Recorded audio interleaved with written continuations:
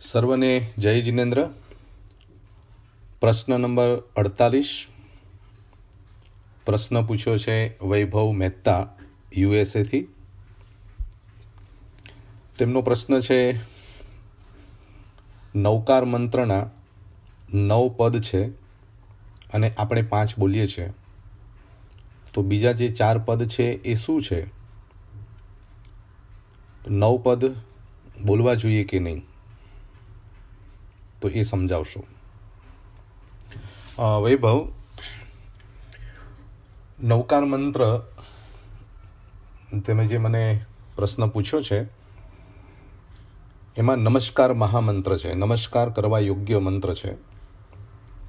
નૌકાર મંત્ર એ જૈન સમાજનો પ્રાણ છે અને મંત્ર શક્તિથી અનેક કાર્યો સિદ્ધ થાય છે. એવો 14 પૂર્વનો સાર એ આપણો નૌકાર મંત્ર છે. નૌકાર મંત્રનો વિસ્તાર કરીએ તો 32 આગમો થઈ જાય, અને 32 આગમોનું સંક્ષિપ્ત વર્ણન કરવું હોય તો નૌકાર મંત્ર થઈ જાય, એટલે એને 14 પૂર્વનો સાર કહ્યો છે. તારો પ્રશ્ન છે 5 પદ આપણે ગણીએ છીએ, તો બીજા 4 પદ શું છે? કેટલા વર્ષોથી જૈન સમાજની અંદરમાં એક આ સમસ્યા છે, નૌકાર મંત્ર 5 ગણવા કે 9 ગણવા. દેરાવાસી સમાજ કે છે અમે 9 પદ ગણીએ છીએ અને સ્થાનકવાસી સમાજ 5 પદ ગણે છે. આ બી પણ એક માન્યતા ઘણા વર્ષોથી ચાલી રહી છે. ગઈકાલે જ મારા મિત્રોના ઘરે જવાનું થયું હતું, અમે બધા મળ્યા હતા, ત્યારે 1 કલાક સુધી આ જ વિષય ઉપર અમારું ડિસ્કશન થયેલું. એ લોકોને પણ આશ્ચર્ય થયું કે આવું છે તો કેમ લોકોને સમાજમાં સત્ય સમજાવ્યું નથી. દિલીપભાઈ, મનોજભાઈ, એ બધા મારા મિત્રોની સાથે આજ વર્ણન થયું ને તે મને આજે મને પ્રશ્ન પૂછ્યો. તો વૈભવ, નૌકાર મંત્રની અંદરમાં જે નીચે 4 પદ આપવામાં આવ્યા છે, એસો પંચ નમુકારો સવ્વ પાવ પણાશણો મંગલાણંચ શવ્યેસી પડમમ હવૈ મંગલમ, એમાં સ્પષ્ટપણે જણાવવામાં આવ્યું છે. અને જે આ નીચેના જે 4 પદ છે એ મંત્ર નથી. એ 4 પદ આચાર્યની રચના ચુલ્લિકા છે. ચુલ્લિકા આચાર્ય ભગવંતોએ રચેલી એ ચુલ્લિકા છે, અને એમાં સ્પષ્ટ લખ્યું છે એસો એટલે આ, પંચ એટલે 5, નમોકારો એટલે નમવા યોગ્ય છે, સવ્વ પાવ પણાશણો સર્વ પાપોનો નાશ કરનાર છે, મંગલાણમ ચ શવ્યેસી, આ 5 નૌકાર મંત્ર સર્વ મંગલ કરનારા છે, અને પડમમ હવૈ મંગલમ, જગતના જેટલા પણ મંગલ છે એમાંનું સૌથી પ્રથમ મંગલ આ નૌકાર મંત્ર છે. આવો એનો અર્થ થાય છે. એટલે સ્પષ્ટ થયું કે એસો પંચ નમુકારો, નમસ્કાર મહામંત્ર 5 જ છે.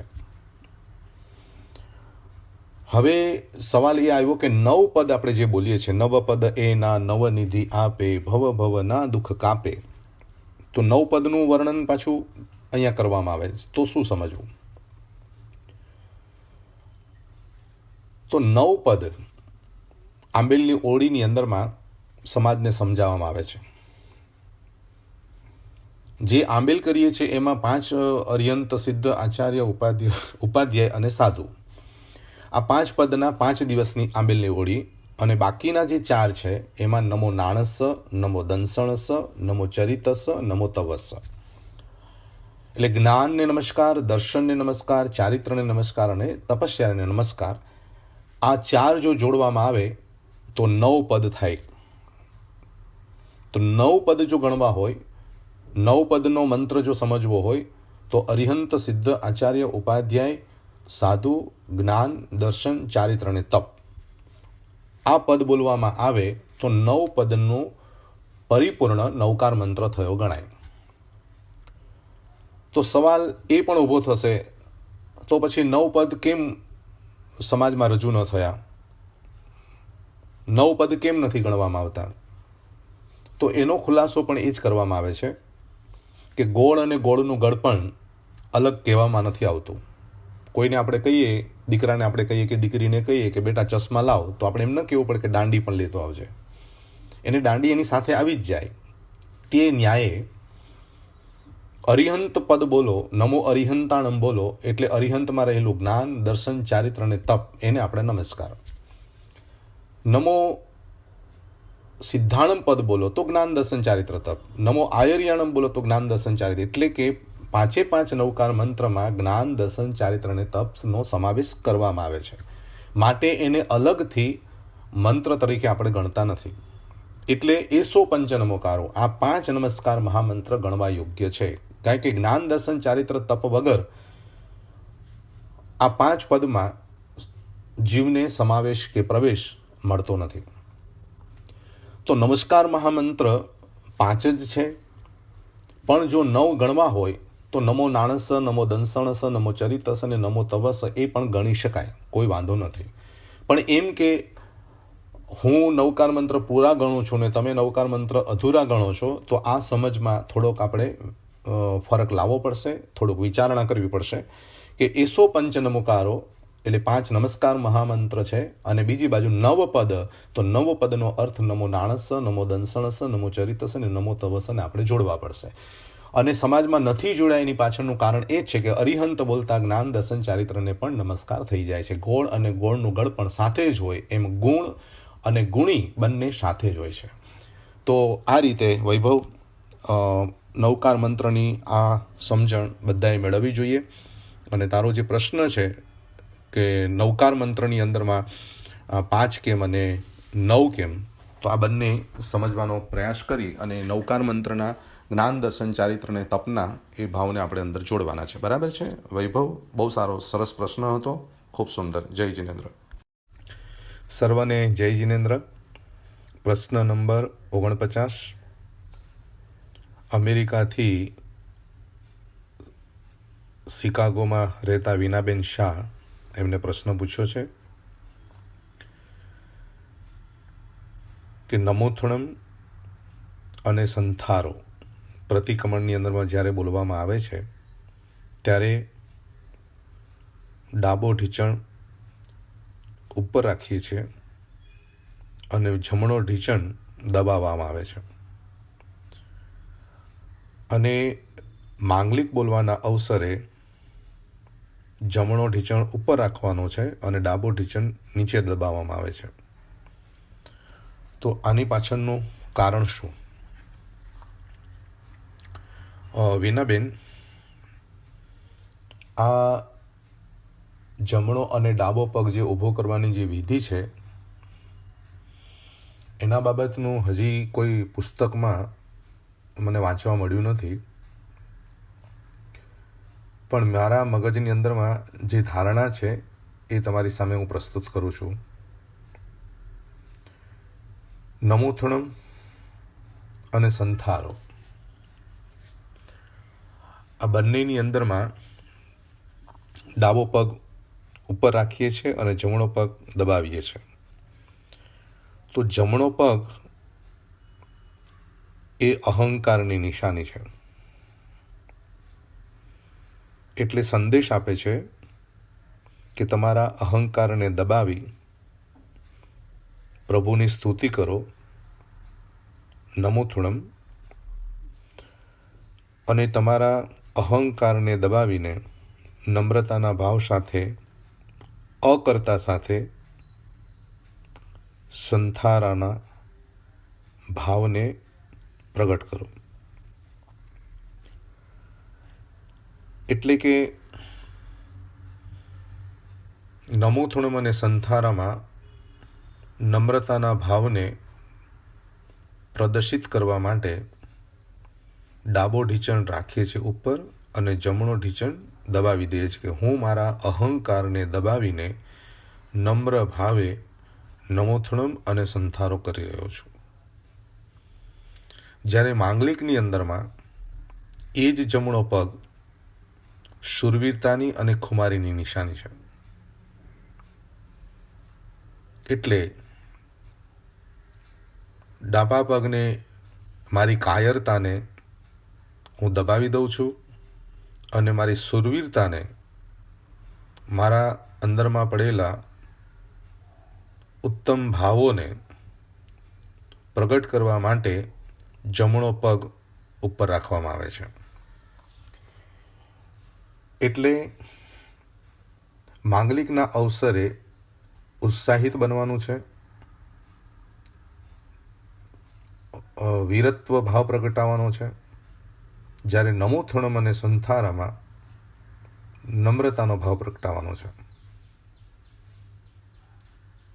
આ મુદ્રાઓની પાછળ આપણો અહંકાર નાશ પામે અને નમ્રતાનો પ્રગટીકરણ થાય. માંગલિકની અંદરમાં ચતારી મંગલમ, અરિહંતા મંગલમ, સિદ્ધા મંગલમ, શાહુ મંગલમ, તમારા મંગલને સ્વીકારું છું ઉત્સાહપૂર્વક.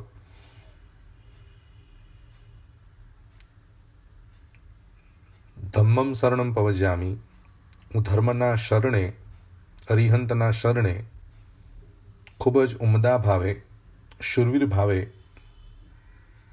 સમર્પણ થાઉં છું.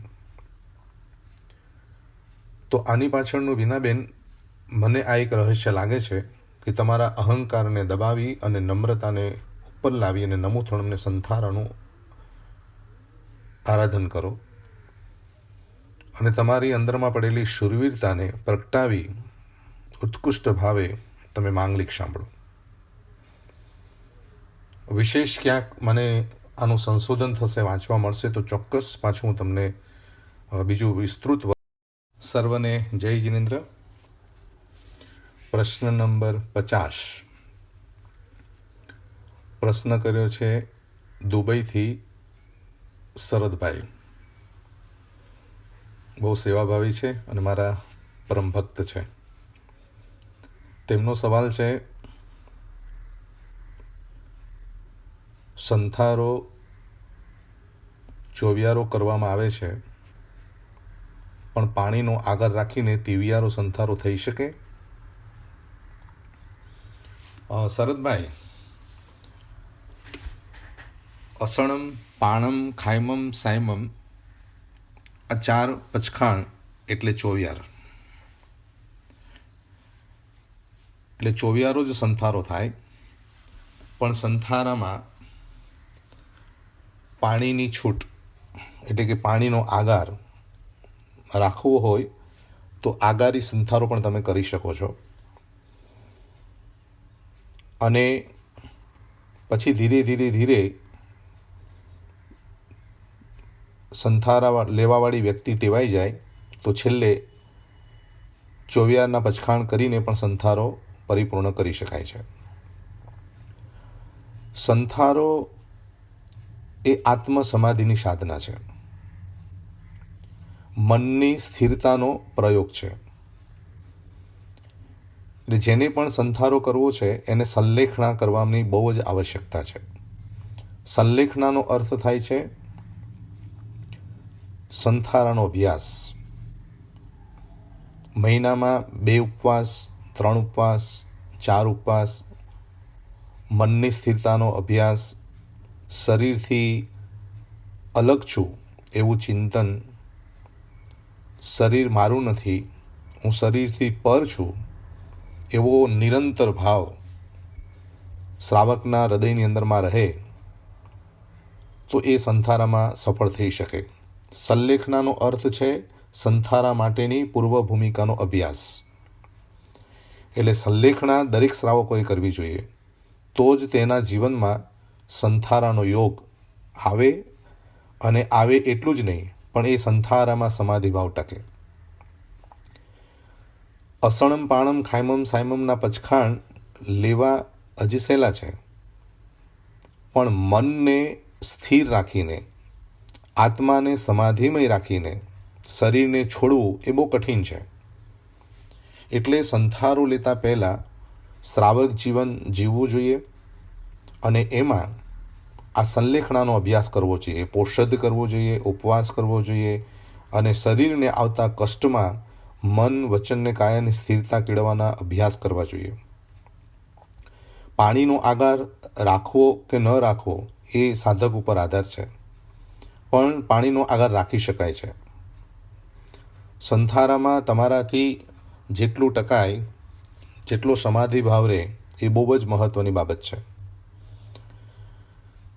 શરીરને છોડવા પહેલાં આ સંલેખણા જે કરે છે એ શરીરથી જ છૂટી જાય છે. કૃપાળુદેવે બહુ સરસ વાત કરી છે.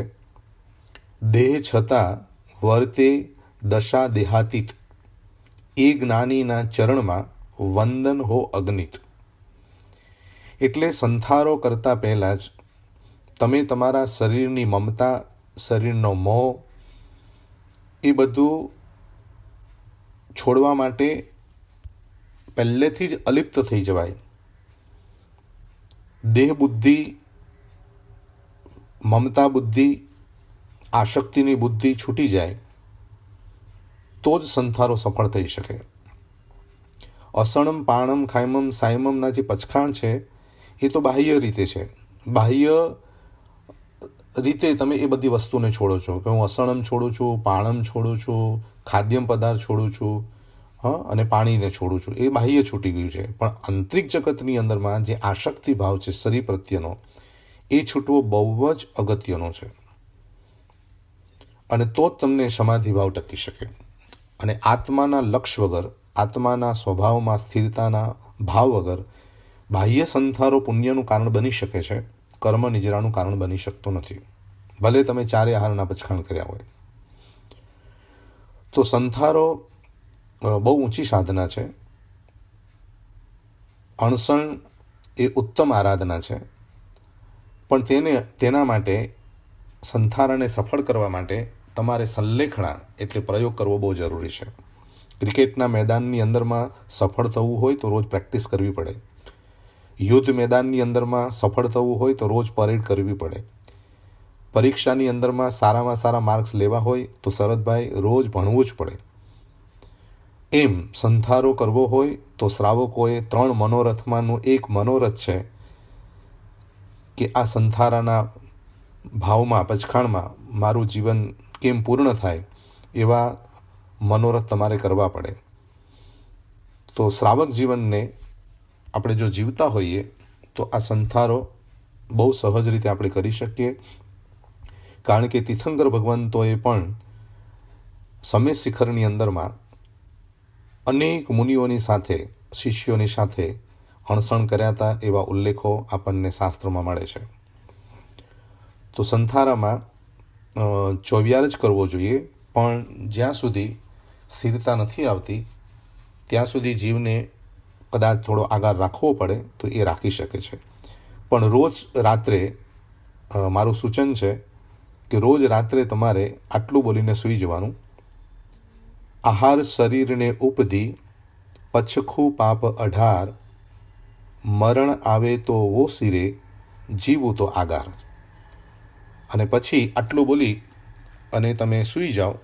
અને કદાચ અડધી રાત્રે તમારે બહાર જવું પડ્યું કે બાથરૂમ જવું પડ્યું કે એવું કાંઈ પણ કરવું પડ્યું તો પથારીમાં 3 નવકાર મંત્ર ગણીને જ તમે આગળનું કાર્ય કરવાનું. અને પછી પાછા એ કાર્ય પૂરું થયું, પાછા આહાર શરીરને ઉપધી, પચખું પાપ 18, મરણ આવે તો વો સિરે, જીવું તો આગળ, આટલું બોલીને પાછા પચખાણ કરી લેવા. બરાબર છે શરદભાઈ? ધન્યવાદ. તો ચોક્કસ આપણે હવે આ સંથારાની વાત જાણી છે તો સંલેખણાનો પ્રયોગ આજથી આપણે શરૂ કરી દઈશું. બરાબર ને? જય જિનેન્દ્ર. સર્વને જય જિનેન્દ્ર. પ્રશ્ન નંબર 51. પ્રશ્ન પૂછ્યો છે કનકબેન મહેશભાઈ શાહ, ગોરેગાંવ. તેમનો પ્રશ્ન છે, સમકીતી આત્મા નરકમાં જાય તો બધા દુઃખો કેવી રીતે સહન કરે? કનકબેન, સવાલમાં થોડો હું ફેરફાર કરીશ. આપે પ્રશ્ન પૂછ્યો છે સમકીતી આત્મા નરકમાં જાય, પણ જૈન દર્શન કે છે સમકીતી આત્મા ક્યારેય નરકમાં જતો નથી. પણ સમ્યક દર્શન પ્રાપ્ત કર્યા પછી એ મિથ્યાત્વ કોટીમાં જાય, અજ્ઞાનતામાં જાય, પાપમાં આયુષ્યનો બંધ પડે તો એ આત્મા નરકમાં જાય છે. અથવા તો સમકીત પ્રાપ્ત કર્યા પહેલાં નરકનો આયુષ્યનો બંધ કર્યો હોય તો પણ આત્મા નરકમાં જઈ શકે છે, પણ સંકિતની હાજરીમાં જીવ ક્યારેય નરકમાં જતો નથી. એટલે આ વાત જરા સુધારી લેજો. હવે વાત આવી કે સમ્યક દર્શન જેને નરકની અંદરમાં છે જે આત્માને, તો એને તો ભયંકર દુઃખો છે, એ દુઃખો વચ્ચે કેવી રીતે રહી શકે? તો સમ્યક દર્શનને દુઃખ સાથે કોઈ લેવા દેવા નથી. સમ્યક દર્શનને મિથ્યાત્વ આદિ દોષો ન લાગી જાય તેની જ એને કાળજી રાખવાની હોય છે. નરકના જે દુઃખો છે જે શાસ્ત્રમાં વર્ણવ્યા છે, જેને સાંભળવા માત્રથી જ આત્મામાં ધ્રુજારી થઈ જાય, રૂવાળા ખડા થઈ જાય, એવી ભયંકર વેદના જીવને નરકમાં ભોગવવી પડે છે. મિનિમમ 10,000 વર્ષ અને મેક્સિમમ 33 કોડાકોડી સાગરો પણ, એટલે જેના વર્ષો પણ ગણી ન શકાય એટલો ભયંકર દીર્ઘ આયુષ્ય સાતમી નરકનું છે. 1 થી 7 નરકમાં જે જીવો જાય છે તેની કલ્પના કરવી દુઃખની એ પણ બહુ જ તકલીફવાળી છે. ભયંકર પાપનો ઉદય હોય ત્યારે જ એ નરક ગતિ જીવને પ્રાપ્ત થાય છે. અને નરક ગતિમાં જવાના જે 4 કારણો બતાવ્યા છે એનાથી આપણે બધાએ બચવું જોઈએ. મહાઆરંભ એટલે ભયંકર હિંસા, જંગલ આદિને બાળી નાખવા, એવી આદિ ભયંકર હિંસાઓ કરવી.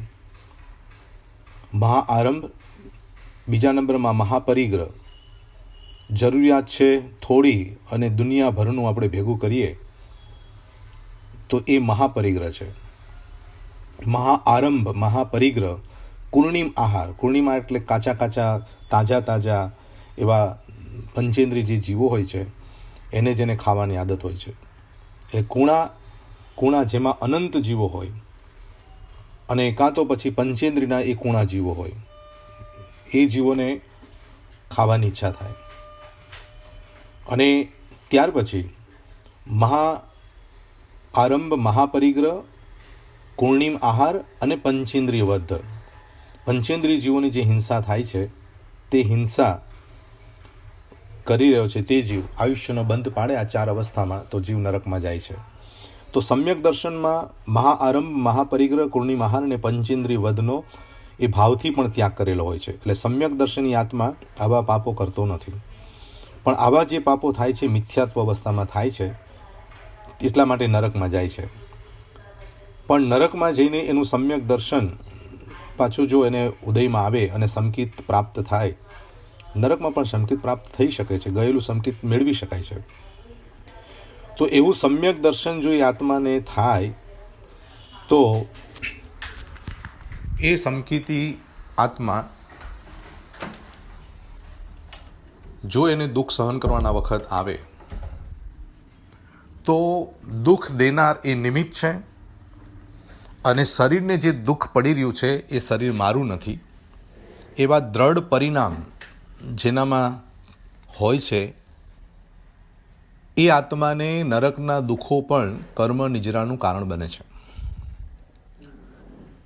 એટલે સમતા ચિત્ત રાખીને એ સહન કરી શકે છે. એટલે કનકબેન, અત્યારે પણ આપણે મનુષ્ય જગતમાં પણ એવા કેટલા જીવો છે કે નાની એવી વેદના આવે તોય સહન ન થાય, અને સહન શક્તિના અભાવે નાનું દુઃખ પણ એને મોટું લાગે છે. સમજણના અભાવે પણ નાની સમસ્યાને મોટી લાગે છે. અને કેટલાક આત્માઓ એવા હોય છે કે મોટી મોટી સમસ્યા વચ્ચે પણ શાંત ચિત્ત રહી શકે છે. જેની કર્મ ફિલોસોફીની સમજણ, આત્માની સમજણ, આધ્યાત્મિક સમજણ જેને આવી ગઈ છે જીવનમાં, એ મનુષ્ય ભવમાં આવતા મોટા દુઃખોને પણ સહજ સ્વીકારીને પ્રેમ ભાવથી, ક્ષમતા ભાવથી સહન કરે છે. એવી જ રીતે નરકના જીવો પણ એ ભયંકર વેદના વચ્ચે શાંતચિત્ત રહી શકે છે.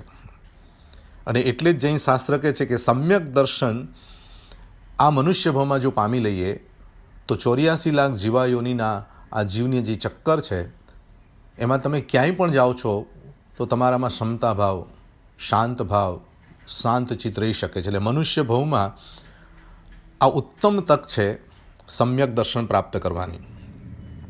તો સમકીતિનો અભ્યાસ કરવો જોઈએ. સમ્યક દર્શન શું છે એનો અભ્યાસ કરવો જોઈએ, કારણ કે સમ્યક દર્શન વગર મોક્ષની યાત્રાનો શુભારંભ થતો નથી. એટલે સમકિત પ્રાપ્ત કરવું અત્યંત આવશ્યક છે. અને સમકિત પ્રાપ્ત થયા પછી દુનિયાની કોઈ પણ કષ્ટ એને કષ્ટરૂપ લાગતું નથી, કારણ કે એને સાચું દર્શન થઈ ગયું છે. દુઃખનું કારણ શું છે, સુખનું કારણ શું છે, શાંતિનું કારણ શું છે. તો જેને કારણ ખબર પડી જાય છે પછી એ કાર્યની અંદરમાં પણ એને ખૂબ ક્ષમતા અને શાંતિ રહે છે. એટલે નરકના જીવો જો સમ્યક દર્શનની હોય તો નરકના દુઃખો વચ્ચે પણ તે લોકો શાંત ભાવ રહી શકે છે. વેદના તો થવાની જ છે, દરેક જીવોને વેદના થવાની છે, બધાની સમાન વેદના છે. પણ વેદનામાં આત્માની જે સંવેદના છે, આત્માના જે પરિણામ છે એ કેટલા બગડવા કેટલા ન બગડવા એ તમારા સમ્યક દર્શન ઉપર છે. તો સમકીતી જીવ ન કરે એ પાવમ, સમ્યક દર્શનની જીવ પાપ કરતો નથી અને પાપના પરિણામ રૂપે નરકમાં જતો નથી, પણ મિથ્યાત્વ અવસ્થામાં કરેલા કર્મનું ફળ ભોગવવા માટે નરકમાં જવું પડે. અને જો ત્યાં આગળ એનું સમ્યક દર્શન તાજું થાય, જાગૃત થાય, તો એ જીવ ક્યારેય પણ એ દુઃખથી ડરતો નથી અને એ દુઃખની પાછળ રડતો નથી, કારણ કે એને ખબર છે મારા કર્મનું ફળ મારે ભોગવવાનું છે. એટલે શ્રેણિક મહારાજા જેવા પણ અત્યારે જે ત્રીજી નરકમાં છે, તો જૈન શાસ્ત્ર કહે છે કે અહીંયાથી મેળવેલું સમ્યક દર્શન અને એ સમ્યક દર્શનના પ્રભાવે નરકમાં ત્રીજી નરકમાં રહીને પણ કર્મ નિજરા કરે છે અને ત્યાંથી નીકળી અને તીર્છાલોકમાં આવી એ તીર્થંકર બનશે. તો કેટલી કર્મની નિજરા કરી અને એ જીવ અહીં આવીને તીર્થંકર નામ ગોત્ર ઉપાર્જન કરેલું છે એટલે તીર્થંકર બનશે. તો આવી અવસ્થા આપણે પણ મેળવી શકીએ છીએ કે સમ્યક દર્શનની હાજરીમાં દુઃખ સામાન્ય બની જાય છે અને મિથ્યાત્વની હાજરીમાં સામાન્ય દુઃખ પણ વિશેષ બની જાય છે. એટલે હવે તમારે નક્કી કરવાનું છે દુઃખને નાનું બનાવવું, દુઃખને મોટું બનાવવું, દુઃખને સહન કરવું, દુઃખમાં શાંતિ રાખવી, કર્મની નિજરા કરવી કે કર્મનો બંધ કરવો, એ આપણા હાથની વાત છે. તો તમારો જે જવાબ છે કે સમકીતી જીવ નરકમાં કેવી રીતે દુઃખ સહન કરે, તો એ સમજાય એવું છે કે જેની પાસે જ્ઞાન છે, સમ્યક દર્શન છે, એના માટે જગતના કોઈ પણ દુઃખો દુઃખરૂપ લાગતા નથી. અને કદાચ દુઃખ હોય તો એ કર્મ નિજરાનું કારણ કરી અને સાધનામય આગળ વધી આયુષ્ય પૂર્ણ કરીને સારી ગતિમાં જઈ અને મોક્ષની યાત્રામાં એ પાછો જોડાઈ જાય છે. જય જિનેન્દ્ર.